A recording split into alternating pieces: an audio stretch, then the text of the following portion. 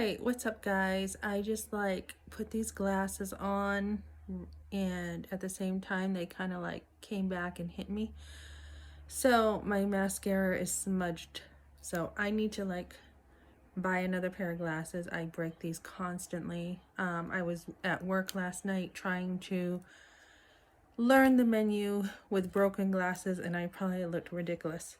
Anyways, yeah, so what am I doing today? I'm going to call into work. I am just starting to feel my voice feel better, but I'm still having a sore throat. My son has laryngitis, and within 24 hours of just me not being real hungry lately and not eating much, I caught something from him. So I'm going to call into work. Love my job. The girls are not real catty. Very easy to get along with, fit right in. So I just need to study, and I'm going to take this time to study my menu and study stuff and start improving my serving skills. Okay, so what do I want to talk about today? I got a lot going on. I've got, let me see, my serving job. I just got hired for cleaning again.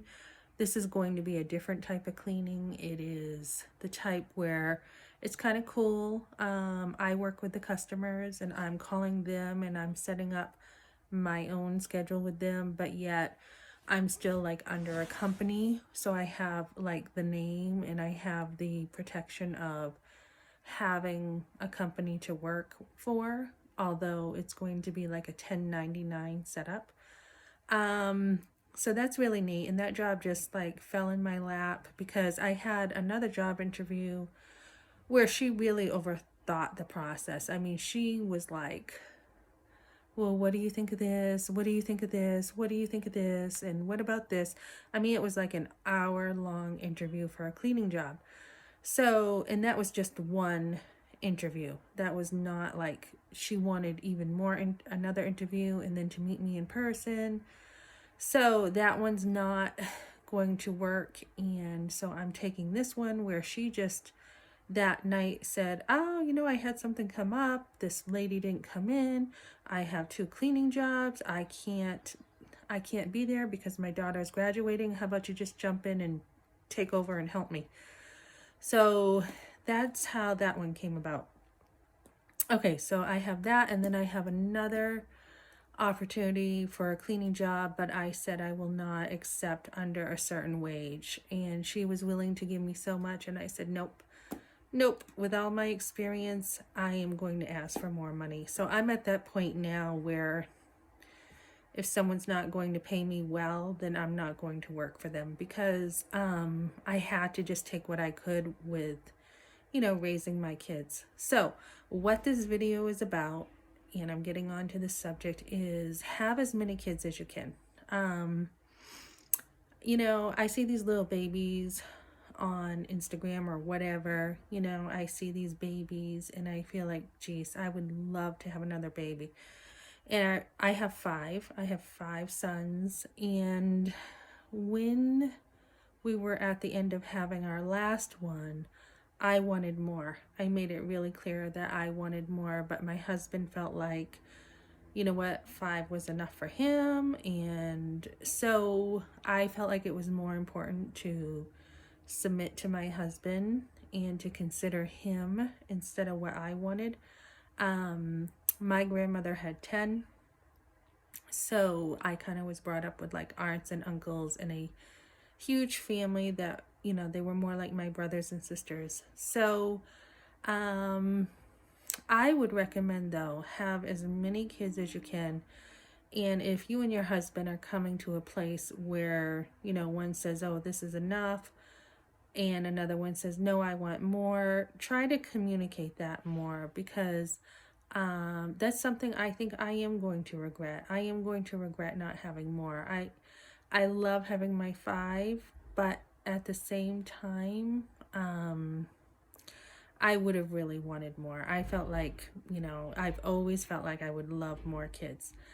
But I also knew it was right to understand that, I was getting older. you know, in my 30s having a kid. That's a little more risky. My last two were in my 30s.